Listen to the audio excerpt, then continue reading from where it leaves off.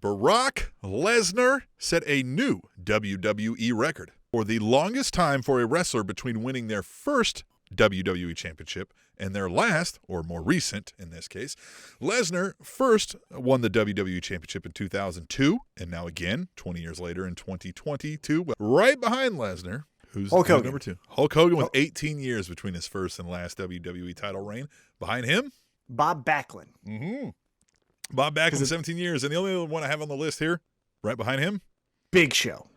Bruno Sammartino at 14 years. Wow. I was going to guess Big Show because the World Heavyweight Championship and like if you won it on SmackDown. And Interesting. Again, Brock Lesnar is just as impressive, if not more so than he was then, though. And it's still as believable. When he walks into any pro wrestling thing, you're kind of like, yeah, that would be the world champion. I get it. However, I would counter that with, first, I would agree, right? I do understand what you're saying. And yes. However, isn't that also an indictment on the progression of WWE stars that we're going back to someone? Because like in the case of Hulk Hogan, it was capturing lightning in a bottle because the Hogan went from NWO to Hulkamania, right? But then it immediately went to Undertaker. With Bob Backlund, it was just, we don't want Diesel to lose to Bret Hart, or we don't want Bret Hart to lose to Diesel. That was a happenstance. Hogan was the biggest pro wrestling star of all time, and arguably could still be called that. People will still argue that now.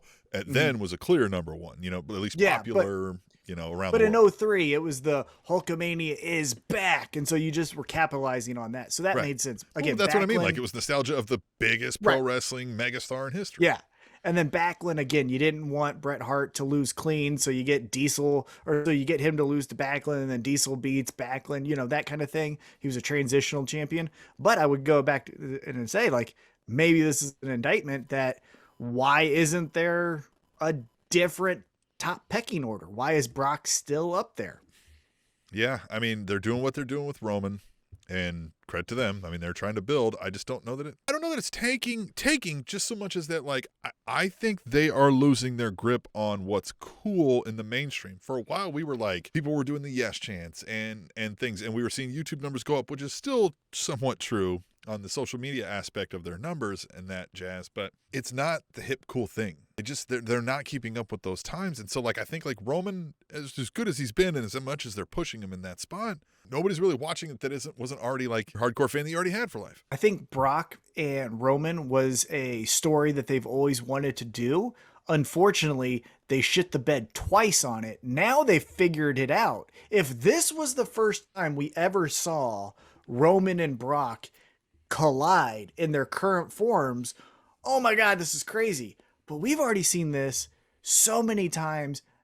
And also we've seen it twice at WrestleMania. Like the WrestleMania matches, if you're going to do multiples, that's for like Austin Rock. You know what I'm saying? Like not, no offense, but not Brock Lesnar, Roman Reigns. Yeah. The second and third iteration of a WrestleMania main event, like you said, should be building upon storylines that had already happened. But this isn't. Yeah. This is just finally somebody who has enough weight and history behind him as Roman did.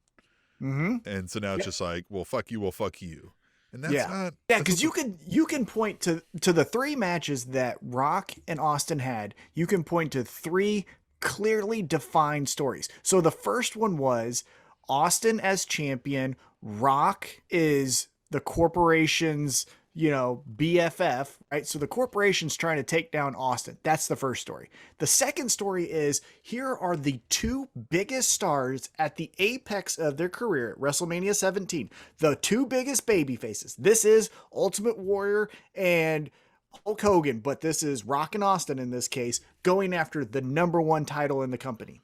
And then the third story is Rock has done legitimately everything in this company. He's beat everyone.